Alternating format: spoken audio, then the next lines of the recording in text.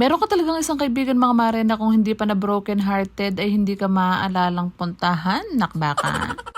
Hindi ko narinig. Broken yan.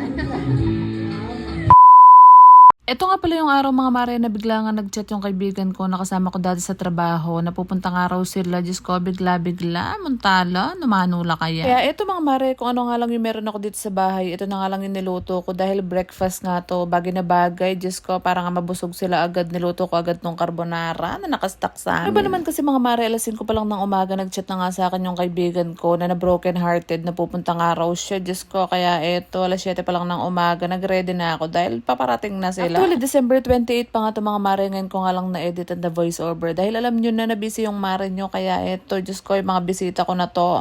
Kasama ko dati sa Sutherland to, na ngayon, Diyos ko, naalala akong puntahan. Di pa pala ito mabobroken hearted, Diyos ko, hindi niya ako maiisipang puntahan, nakbaka.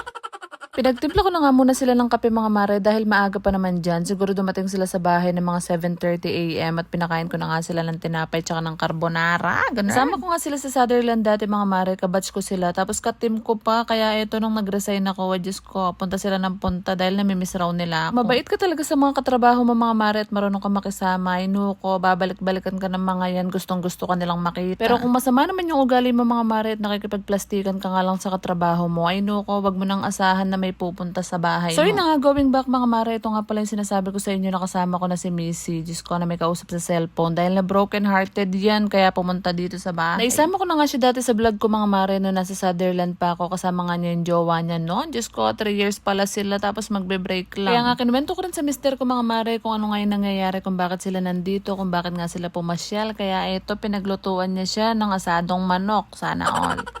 Nga ganun na no mga mare, kapag nga kinukwentuhan natin ng mga chismis yung mga mister natin, kung wari nakikinig pero pag tinanong mo wala silang kaalam-alam, nakbaka. Kaya nga ito ang mister ko, kahit kwentuhan mo ng mga about sa cheating, about sa mga kabitan, Diyos ko, isa lang yung isasagot niya sa'yo. Hayaan mo sila. O diba may sense ka usap, nakbaka. Hindi ko narinig. Broken yan. Walang iiyak ha. So yun nga mga mare, after nga naming mapahinga sa breakfast, ay inumpisa na nga namin yung inuman at kumanta na nga itong broken hearted kong kaibigan. Sabi ko nga sa kanya mga mare, dahil nga nag-cheat yung boyfriend niya, inuko, iwan mo na, wag mo nang balikan. Kahanap na lang kita ng seaman, yung loyal. Chares.